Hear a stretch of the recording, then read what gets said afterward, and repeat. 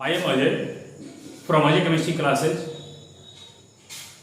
आज हम class 12th का सॉल्यूशन चैप्टर का पार्ट 5 हम पढ़ेंगे, जिसमें टॉपिक है solutions of solids in liquids.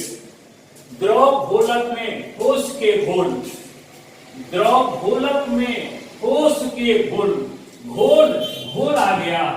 आपको पता है घोल जो है, घोल कैसे बनता है, या इसको ऐसे भी कर सकते हो, घुल्य प्लस क्या घोलक, या घोल को हम क्या कर सकते हैं विलयन, विलेय प्लस क्या विलायक, या इसको क्या कर सकते हैं सॉल्यूशन, और ये है सॉल्यूट प्लस क्या सॉल्वेंट। यानी सॉल्वेंट में जब सॉल्यूट घुल जाता है तो घोल बनता है।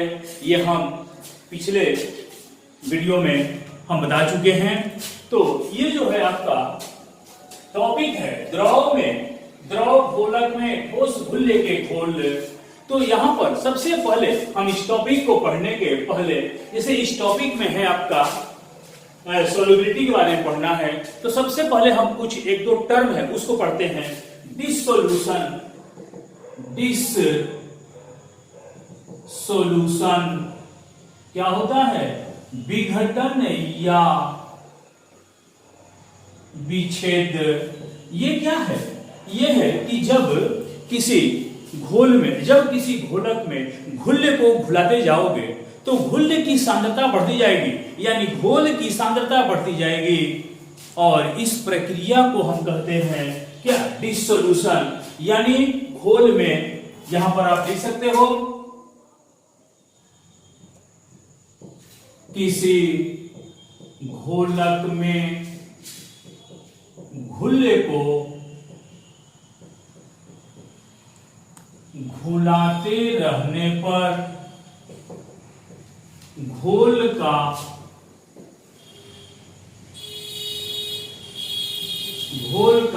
सांद्रण,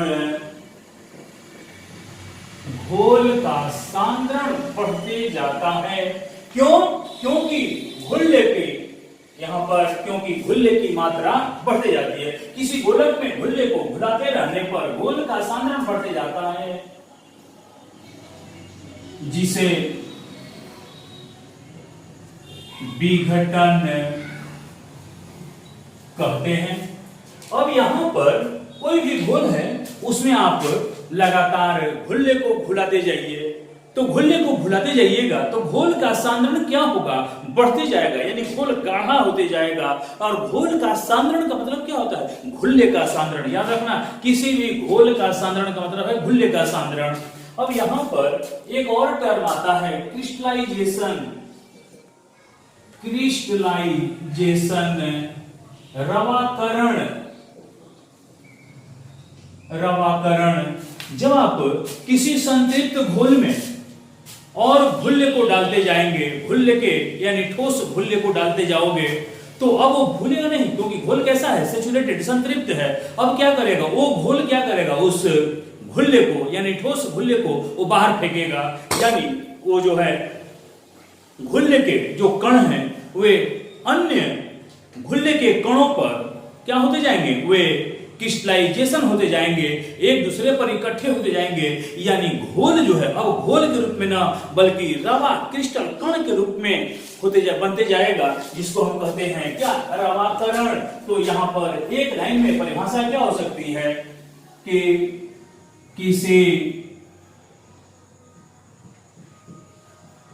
किसी संतृप्त घोल में ठोस घुल्ले को घुलाने पर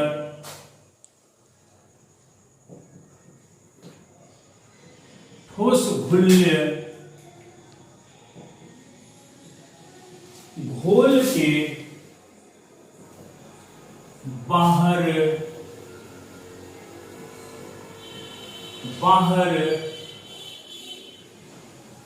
बाहर ठोस के सतह पर इकट्ठा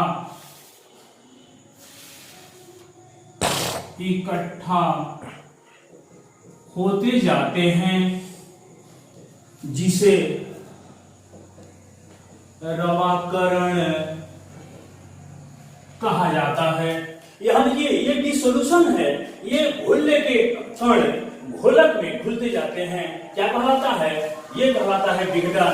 और जब ठोस घोलक में जब जाते हैं, लेकिन चूंकि घोल संतृप्त है और वो घुलता नहीं है, तो क्या होगा, जब वो घुलता नहीं है तो वो हो जाएगा आपका क्या, वो ठोस के और भी जितने भी कण हैं उस पर जमा होते जाएगा। नतीजा क्या होगा, अब वो घोल नहीं रहेगा, बल्कि वो क्रिस्टल के रूप में वो जमा होते जाएगा, जिस प्रक्रिया को हम कहते हैं रवाकरण, क्रिस्टलाइजेशन। और यहाँ पर अब जैसे संतृप्त घोल में होता क्या है, संतृप्त घोल में कोई और घुल अब नहीं घुल सकता है।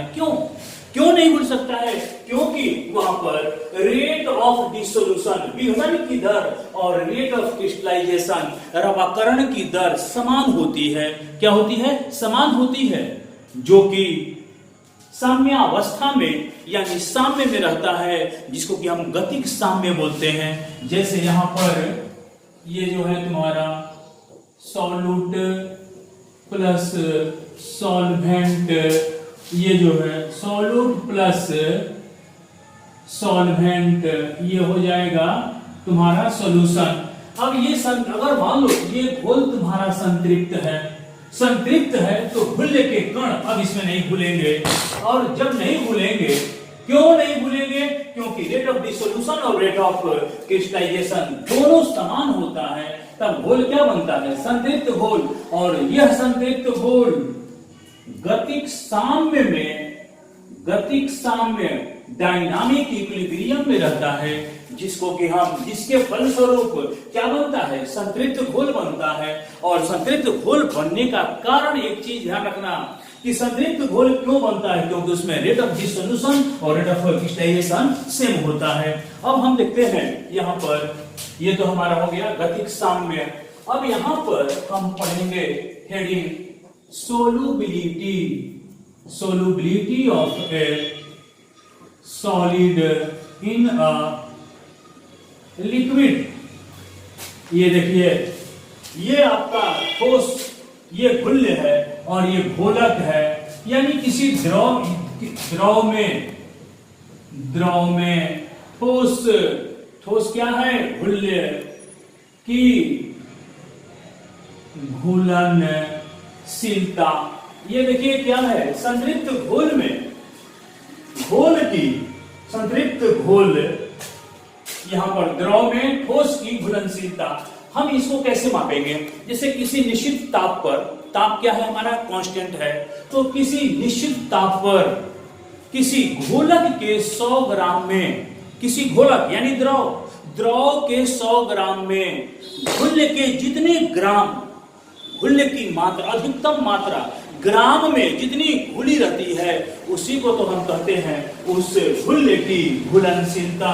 यहां पर कह सकते हो, यहां स्थिर ताप पर किसी घोलक के 100 ग्राम में घुल्य के ग्राम में अधिकतम मात्रा, घुल्य के ग्राम में अधिकतम मात्रा जो कि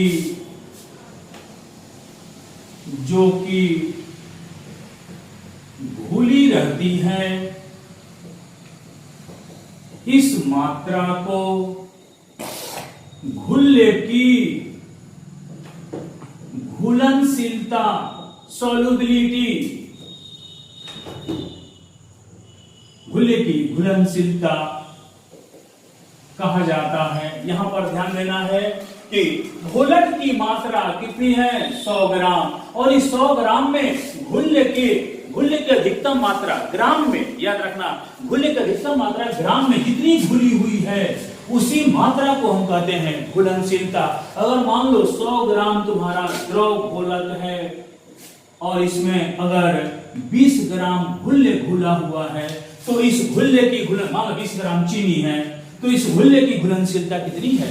20 ग्राम। यानी ये जो है ये घोल की घुलनशीलता हो गई। अगर मान लो 100 ग्राम घोलक में H2SO4 का अगर 5 ग्राम घुला है, 5 ग्राम घुला है, तो इस घुल्ले कौन है? H2SO4, घुलनशीलता कितनी है? 5 ग्राम।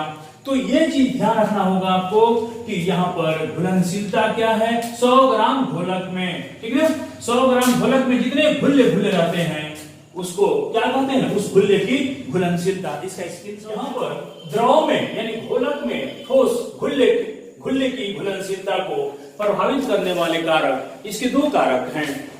एक है आपका क्या? घुल्ल यानी ठोस एवं घोलक यानी द्रव की प्रकृति, nature of solute and solvent. और दूसरा है आपका ताप। ये जो है ये 2 कारक हैं। अब ये हम पहला कारक पढ़ेंगे। अभी हम पहला कारक पढ़ेंगे क्या? घुल्ले एवं घोलक की प्रकृति। यहां पर ये एक चीज याद रखना, लाइक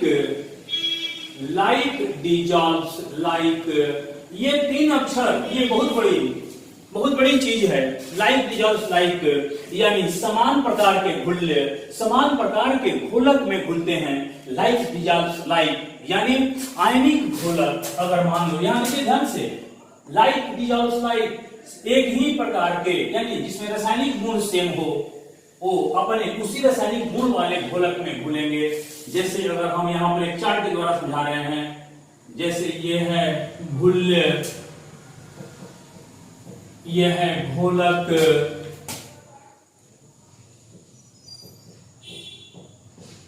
घुलनशीलता, ये आपका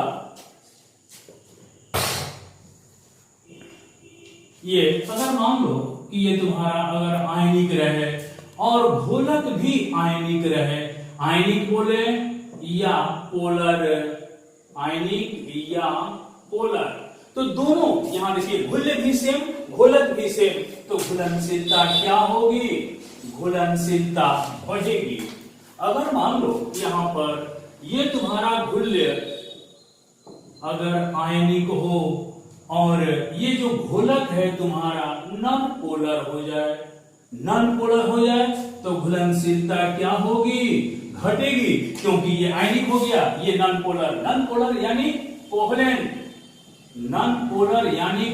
या नॉन एक्वस। अब देखो ध्यान से, अगर मान लो अगर तुम्हारा ये हो नॉन पोलर, घुल्ले हो नॉन पोलर और ये हो आयनिक, घोलक हो आयनिक, तब क्या होगा?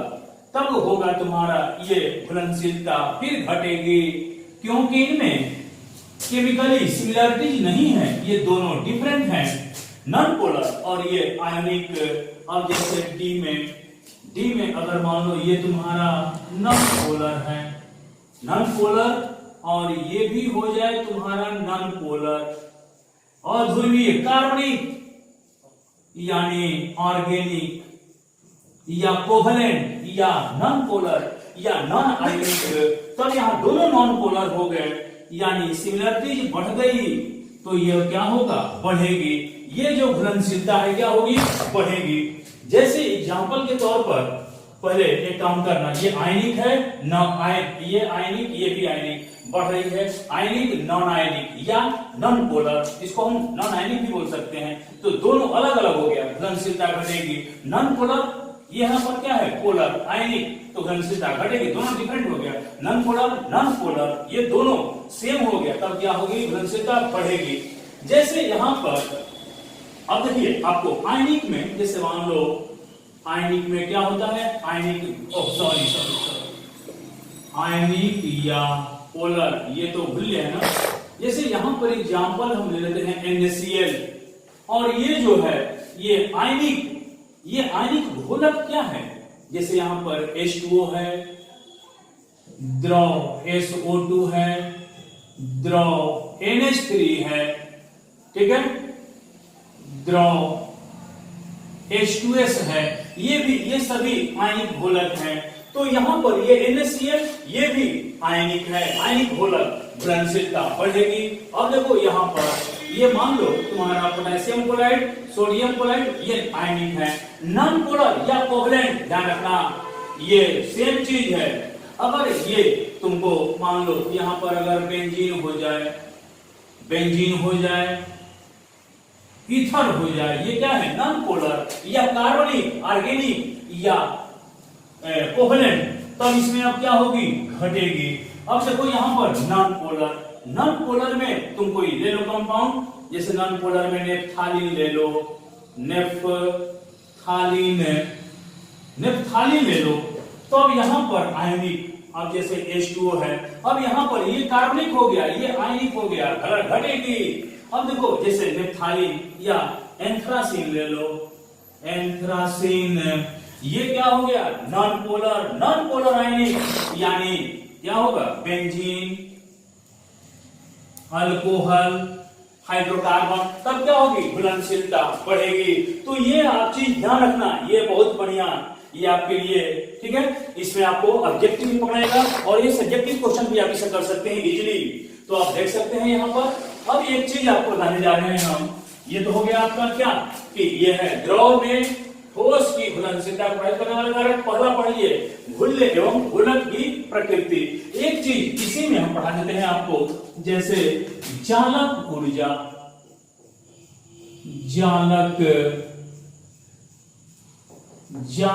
ऊर्जा, लैटाइस या लैटिस ही बोलते हैं, लैटिस एनर्जी किसी आयनिक यौगिक को उसके आयनों में तोड़ने के लिए ऊर्जा की आवश्यकता होती है और उस ऊर्जा को हम कहते हैं जालक ऊर्जा। यहां पर ध्यान देना है, किसी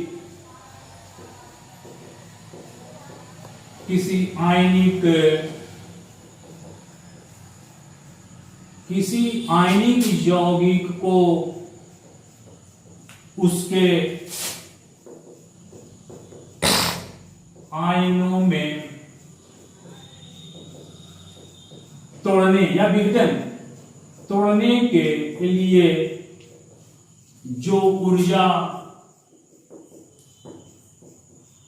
आवश्यक होती है, ऊर्जा की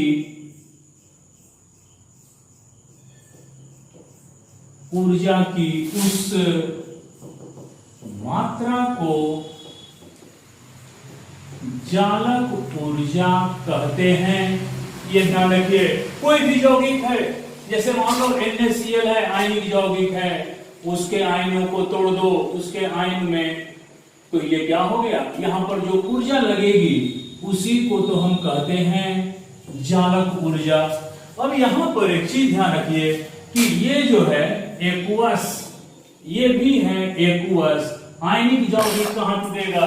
देख लीजिए, आयनिक यौगिक आयनिक में टूटेगा, यानी जल वगैरह में टूटेगा। तो ये NaCl है, टूट गया Na में और Cl में। जैसे ही ये टूटेगा, एक चीज आपको और बता देते हैं, हाइड्रेशन एनर्जी भी यहीं पर पढ़ लेते हैं। हाइड्रेशन एनर्जी, जलांशन ऊर्जा, जलांशन ऊर्जा क्या है? जैसे जब कोई आयनिक यौगिक टूटता है, मान लीजिए जल में टूटा, तो उसके आयन जो होते हैं, उसके आयनों को, जैसे NaCl है तो इसको अलग जल के अणु घेर लेंगे, इसको अलग घेर देंगे, ये जल के अणु ये काम करेंगे कि ये दोनों फिर मिल न जाए। तो घोल ये क्या करेंगे, जल के अणु इस आयन को अलग घेर लेंगे, इस आयन को अलग घेर लेंगे, जिससे कि ये दोनों मिल ना पाए। तो ऐसी स्थिति में ये आयन जो होते हैं वे जल के अणुओं के द्वारा जलांशित हो जाते हैं, हाइड्रेटेड हो जाते हैं, और हाइड्रेशन के कारण आपको ऊर्जा क्या होती है? मुक्त होती है। उसी ऊर्जा को हम कहते हैं, जिससे ऊर्जा मुक्त होती है वही उसकी क्या कहलाती है? Hydration energy. यानी अब देखिए यहां पर किसी आयन को जल के द्वारा जलांशित होने में जितनी ऊर्जा मुक्त होती है, मुक्त यहां पर क्या था, आवश्यक था, यानी चाहिए, यहां पर मुक्त करेगी, जितनी ऊर्जा मुक्त होती है, ऊर्जा की इस मात्रा को हाइड्रेशन एनर्जी कहा जाता है। ठीक है, और ये याद रखना कि हाइड्रेशन एनर्जी मुक्त होती है और जालक ऊर्जा आवश्यक होती है। जालक ऊर्जा आपको दे देंगे तब वो यौगिक आयनिक यौगिक अपने आयन में टूटेगा। और यहां पर क्या होगा कि जब वह आयन जब टूट जाएगा और वो जल के अणु उसको घेर लेंगे, तब क्या होगा, जल के अणु कहेंगे कि मेरे साथ बॉन्ड बनाइए। जब वो बॉन्ड बनाता है यानी जलांशित होता है, तब वो ऊर्जा क्या करता है, वह आयन मुक्त करता है। और याद रखिएगा, hydration energy is greater than that of lattice energy. और तभी कोई यौगिक या आयन या कोई पदार्थ जल में घुलता है। एक बार और, जलांशन ऊर्जा जालक ऊर्जा से अधिक होता है, इसीलिए आप क्या होता है, कोई पदार्थ क्या होता है, जल में या किसी यौगिक में घुलता है। यह चीज आपको याद रखनी होगी। तो इसका स्क्रीनशॉट ले लो। आयनिक यौगिकों को हम 3 वर्गों में बांटेंगे। वैसे यौगिक जिनका ताप बढ़ाइएगा तो घुलनशीलता बढ़ेगी, ध्यान रखिएगा। ताप बढ़ाने पर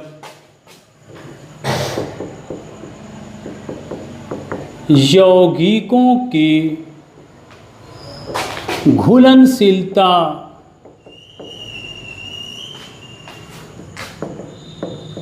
बढ़ती है। ऐसे कौन से यौगिक हैं, जैसे में NaCl, potassium chloride, potassium nitrate, sodium nitrate.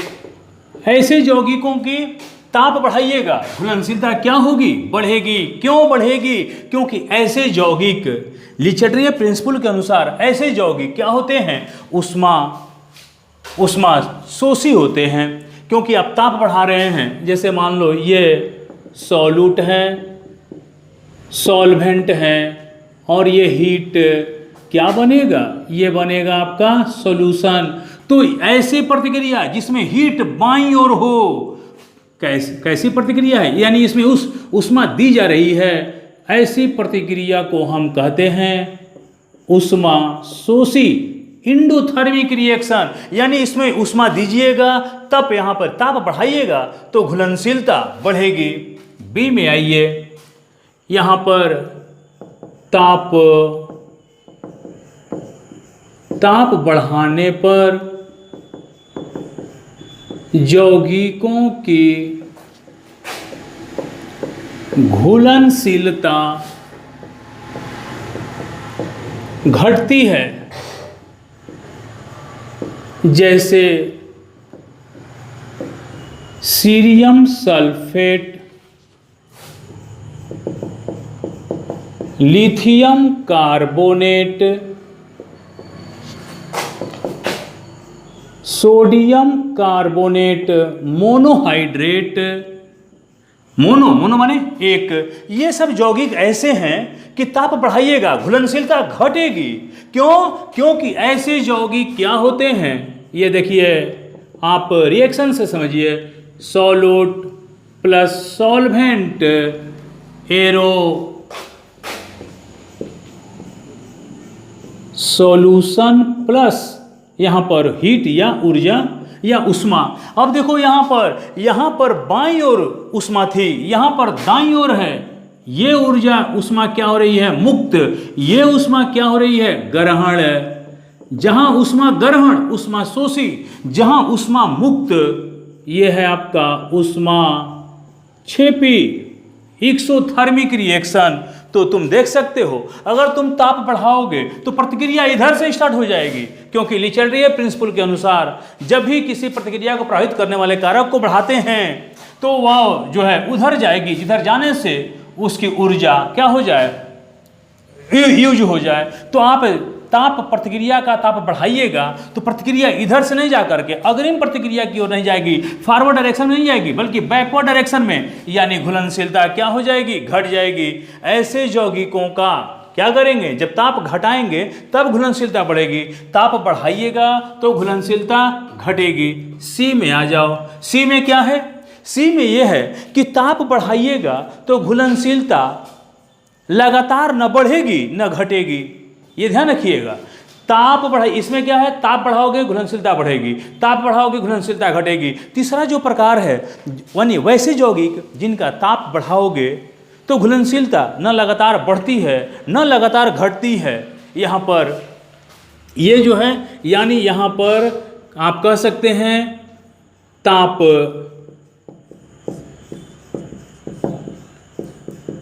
बढ़ाने पर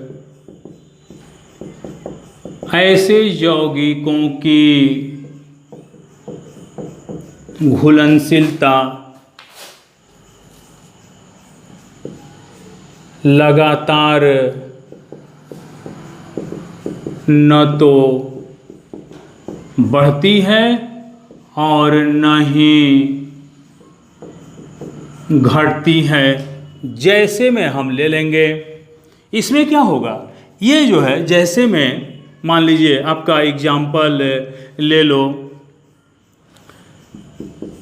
Na2SO4.10H2O, ये ध्यान रखो, ये आपका Na2SO4, ये देखिए यहाँ जल के अणु थे, ये ऐसे अणु क्या कहलाते हैं, जलांशित साल्ट, जलांशित लवण, और ये बिना जल के हो गए तो क्या कहलाएगा, निर्जल।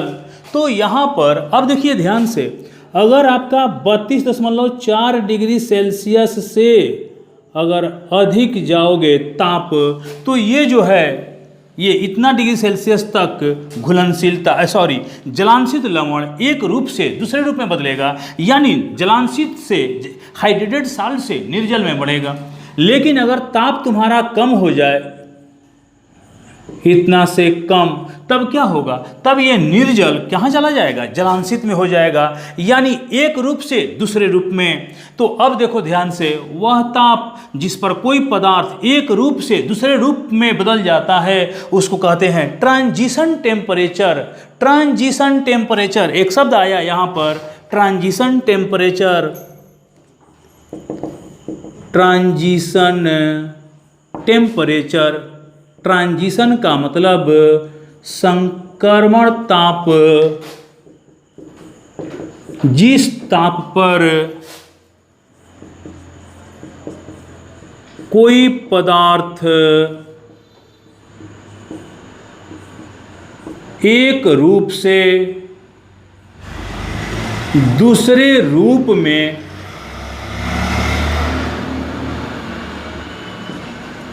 बदल जाता है, क्या कहलाता है, संक्रमण ताप कहलाता है। तो सोडियम सल्फेट डेकाहाइड्रेट के लिए क्या है संक्रमण ताप, 32.4 डिग्री, क्योंकि 32.4 डिग्री सेल्सियस तक इसकी ये जो है जलांशन से निर्जल बनेगा। लेकिन जैसे ही ताप कम होगा फिर ये निर्जल कहाँ चला जाएगा, जलांशित लवण में, यानी एक रूप से दूसरे रूप में। इसको क्या कहेंगे हम, ट्रांजिशन टेम्परेचर। अब आइए यहाँ पर एक और एग्जांपल लेते हैं। जैसे मान लो ये तुम्हारा CaCl2 6H2O है, इसको गर्म करो तो क्या होगा, CaCl2 4H2O, फिर इसको गर्म करो तो क्या बन जाएगा, CaCl2 2H2O। ये देखिए यहाँ पर जल के 6 अणु थे, कितने, जल के 6 अणु।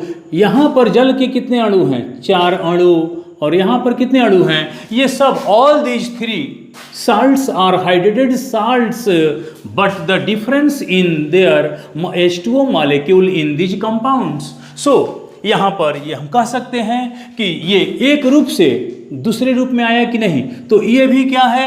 ये कहता है ताप बढ़ाने पर ऐसे यौगिकों की घुलनशीलता लगातार न तो बढ़ती है और नहीं घटती है।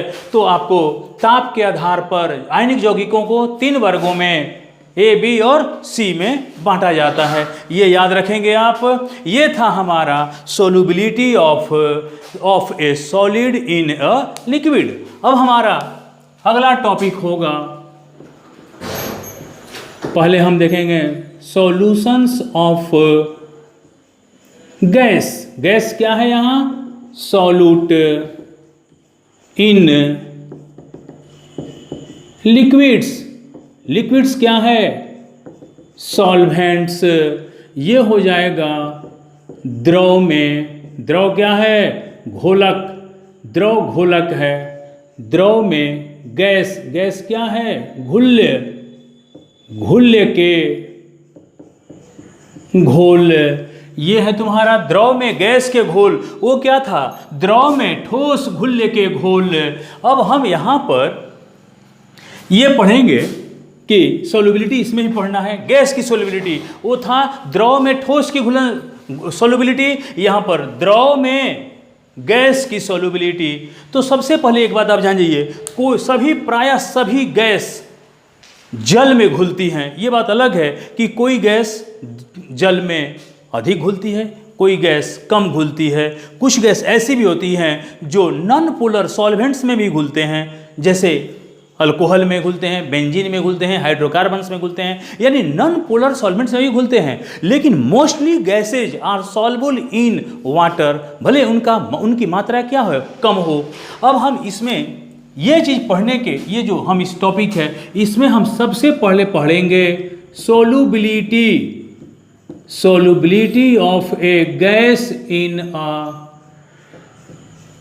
लिक्विड। ये जो है द्रव में गैस की क्या घुलनशीलता। द्रव में गैस की घुलनशीलता यहाँ पर हम देखेंगे। द्रव में तो जिसे मान लो कि किसी निश्चित ताप पर किसी दिए गए द्रव में, किसी निश्चित ताप पर द्रव के दिए गए आयतन में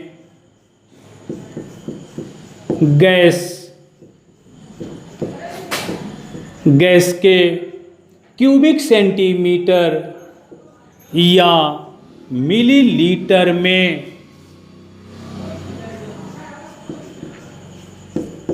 घुल्य के आयतन को गैस की घुलनशीलता कहा जाता है। कोई भी आपका द्रव है, कोई भी द्रव है, उसके दिए गए आयतन में निश्चित ताप पर उस जो घुल है, गैस है, उसका क्यूबिक सेंटीमीटर या मिलीलीटर में घुलने के आयतन को उस गैस की क्या कहा जाता है? घुलनशीलता कहा जाता है। तब अब यहाँ पर भी आता है कि गैस की घुलनशीलता को, जैसे ताप ठोस की घुलनशीलता को प्रभावित करने वाले कारक, यहाँ पर क्या पढ़ेंगे हम? यहाँ पर हम पढ़ेंगे द्रव में गैस की घुलनशीलता को प्रभावित करने वाले कारक। हेडिंग देंगे हम, द्रव में गैस की घुलनशीलता को प्रभावित करने वाले कारक। इसके कारक 3 हैं। पहले एक काम करो, इसका स्क्रीनशॉट ले लो। ये हमारा हेडिंग है, द्रव में गैस की घुलनशीलता को प्रभावित करने वाले कारक। ठीक है, द्रव में गैस की घुलनशीलता को प्रभावित करने वाले 3 कारक। गैस एवं घोलक की प्रकृति पर निर्भर करता है, ताप एवं ताप का प्रभाव और दाब का प्रभाव। तो सबसे पहले हम पहला पढ़ेंगे क्या, इसमें ए गैस एवं घोलक की प्रकृति। उसमें भी वही चीज है, लाइक डिजॉल्व्स लाइक, ध्यान रखना, लाइक डिजॉल्व्स लाइक। अगर घुल्य गैस और घोलक दोनों समान गुण वाले हों रासायनिक रूप से, तब क्या होगा, वो उनकी घुलनशीलता अधिक होगी, और अगर डिफरेंट गुण वाले होंगे तब उनकी घुलनशीलता कम होगी। जैसे यहाँ पर H2, O2, N2, CO2, ये जो हैं ये कैसे हैं, ये है आपका नॉन पोलर। तो ये घोलक, इनको कैसा चाहिए, इनको घोलर। ऐसे हम प्रायः एक काम करते हैं, रुक जाइए,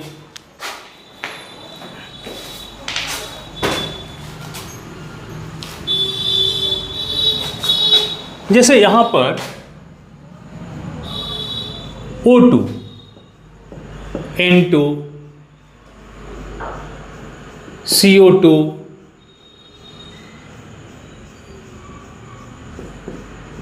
HCl, NH3, SO2, H2S, ये जो हैं ये घुलती हैं किस में, H2O में अधिक घुलनशील।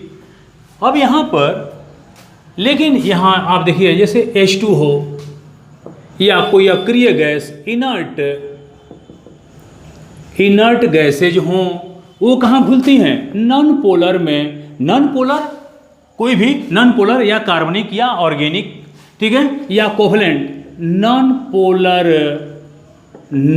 पोलर घोलक में क्या होती हैं, घुलनशील होती हैं। यह ध्यान दीजिए, ये जो गैसेज हैं वे H2O में अधिक घुलनशील, और H2 या और भी इनर्ट गैसेज वे नॉन पोलर में अधिक घुलनशील। तो अब आप बताइए, ये वाले जल में क्या होंगे, H2O में कम घुलनशील, न्यून घुलनशील, क्योंकि ये हो गए नॉन पोलर, तो ये नॉन पोलर अधिक घुलनशील।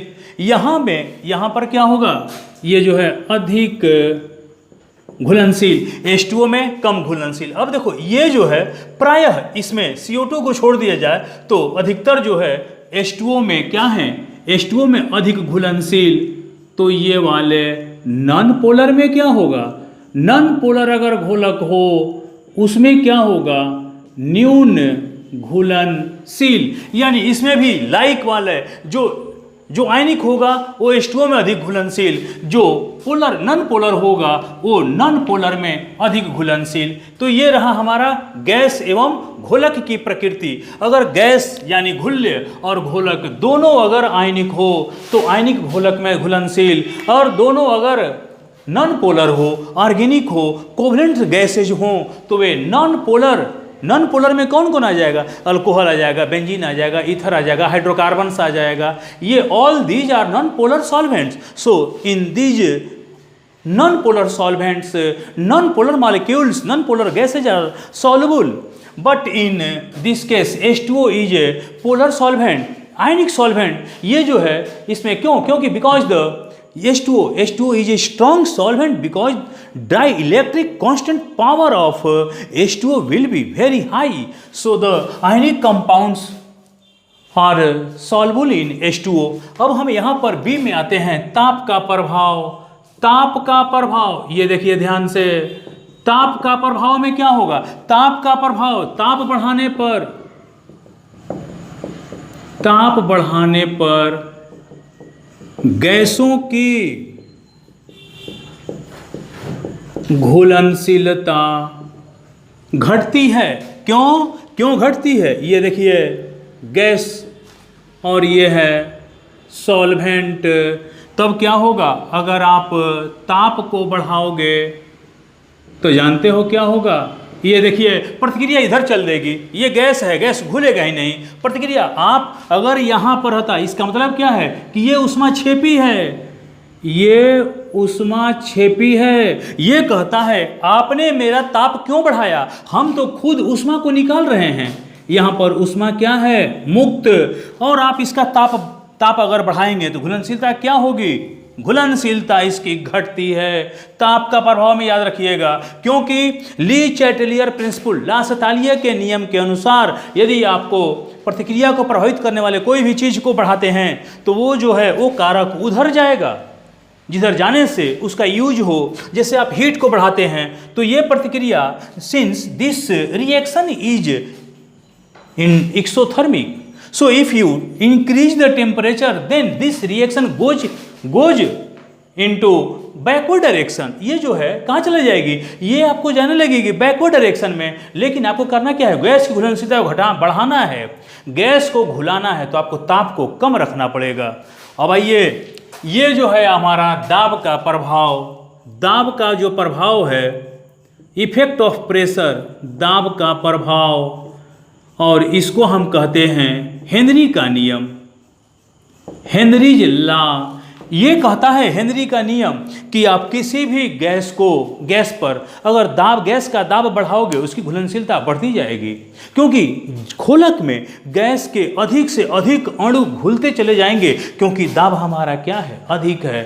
तो इसी को हम कहते हैं हेनरी लॉ, यानी दाब का प्रभाव, दाब के प्रभाव को ही कहते हैं हम हेनरी लॉ। तो इस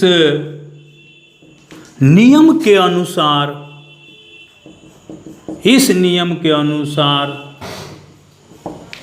दाब बढ़ाने पर गैस की घुलनशीलता क्या होती है, गैस की घुलनशीलता बढ़ती है। ये क्या है, हेनरी का नियम। तो ये जो है, ये तो केवल ये है कि दाब का प्रभाव बढ़ाने पर क्या होगा, दाब बढ़ाइएगा गैस की घुलनशीलता बढ़ेगी। तो अब यहाँ पर हेनरी लॉ कहता है, हेनरी लॉ कि जब आप किसी गैस को किसी घोलक में अगर आप दबाते हैं, घुलाते हैं, तो गैस कितनी घुलेगा, गैस की घुलनशीलता जो होती है वो कितनी होगी, जितना उस पर उस गैस का दाब होगा, ठीक है, गैस पर दाब होगा। हम हेनरी लॉ का पूरा जैसे डिफिनेशन पढ़ लेंगे इसको कि स्थिर ताप पर किसी द्रव के दिए गए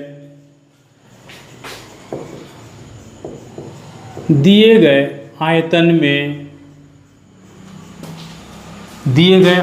में घुले हुए गैस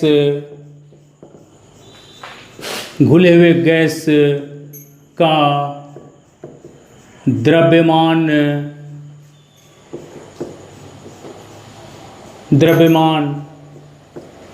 द्रव के साथ साम्यावस्था में उपस्थित गैस के दाब का सीधा समानुपाती होता है। ये देखिए, यानी ये कहता है m समानुपाती p। यहाँ कहता है कि किसी द्रव में उतना ही गैस घुलेगा, गैस की उतनी ही मात्रा घुलेगी जितना कि उस गैस का दाब है। और यह दाब जो है, जैसे यहाँ पर इसको हम 1 मानते हैं, या में m बराबर क्या करेंगे, यहाँ KH गुणा में P। ये जो है एक नया शब्द आया KH, जहाँ पहले हम m देखते हैं। m क्या है, गैस का द्रव्यमान। P क्या है, P है गैस का दाब। और KH क्या है, हेनरीज स्थिरांक या हेनरीज कांस्टेंट, स्थिरांक या नियतांक।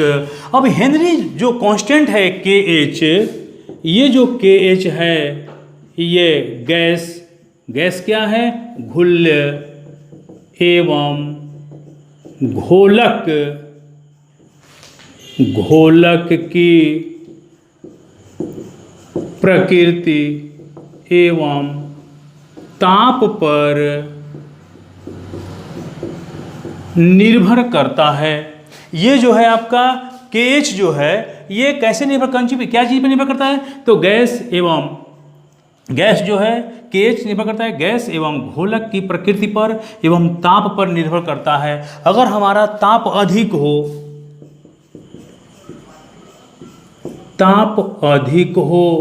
तो KH का मान अधिक होगा यानी घुलनशीलता घटती है।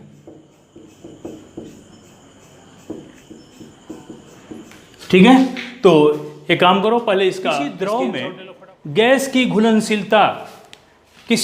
में गैस की घुलनशीलता को हम मोलरता पढ़ा है ना, मोलरता के पद में यानी क्या होगा? मोल लीटर इनवर्स या मोल फ्रैक्शन, मोल प्रभाज के रूप में व्यक्त किया जाता है। किसी भी गैस की घुलनशीलता द्रव में या तो मोलरिटी या मोल फ्रैक्शन के रूप में क्या व्यक्त किया जाता है उसके घुलनशीलता को। अब देखो, जैसे मान लो अगर कोई गैस है, माना कि कोई गैस A है, तो इसका मोल प्रभाज क्या होगा? मोल प्रभाज या मोल फ्रैक्शन, मोल प्रभाज बराबर क्या होगा? XA। इसका दाब क्या होगा? PA। ठीक है, तब यहाँ पर क्या होगा कि XA समानुपाती क्या? PA।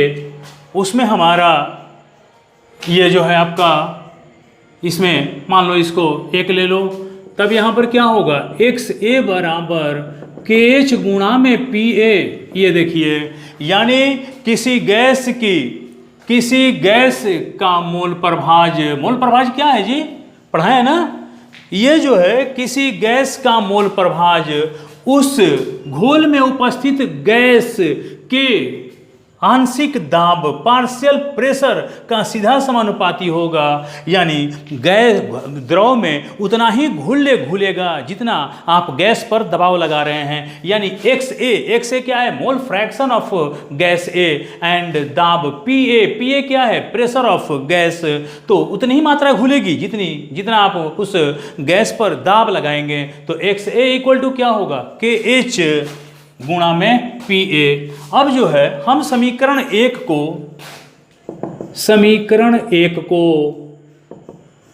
निम्नांकित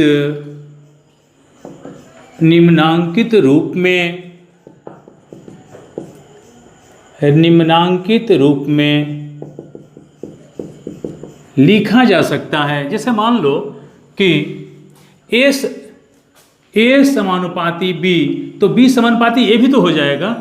उसी तरह से अगर मान लो यहाँ पर XA समानुपाती PA, तो PA समानुपाती XA, ये हो जाएगा 3।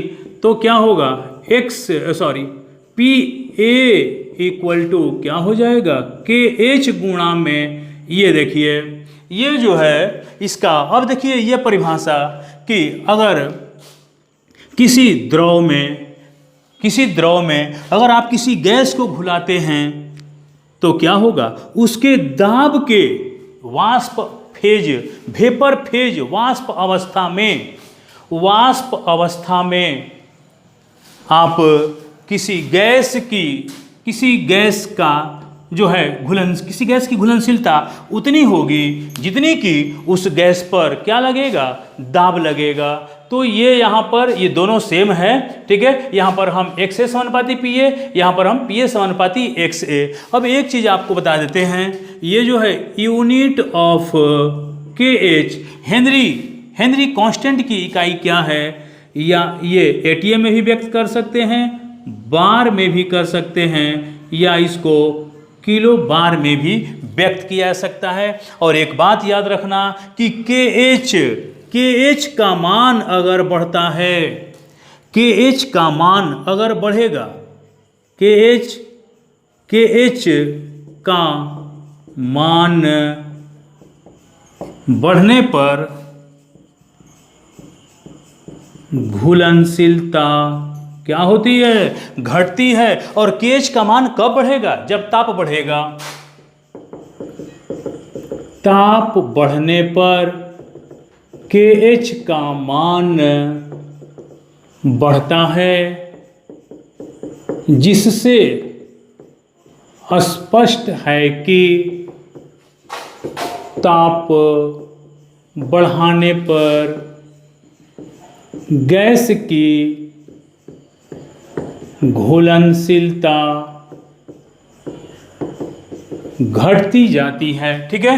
तो ये रहा हमारा आज का आपका क्या, solutions of solid in liquid and solutions of A gas in liquid. तो स्टूडेंट्स ये रहा आपका सॉल्यूशन चैप्टर क्लास 12th का पार्ट 5, जिसमें कि आपने बहुत सारा इंपॉर्टेंट टॉपिक पढ़ा, ठीक है। तो हम फिर अगले वीडियो लेक्चर में मिलते हैं। इस वीडियो को अधिक से अधिक शेयर करें, ठीक है। धन्यवाद।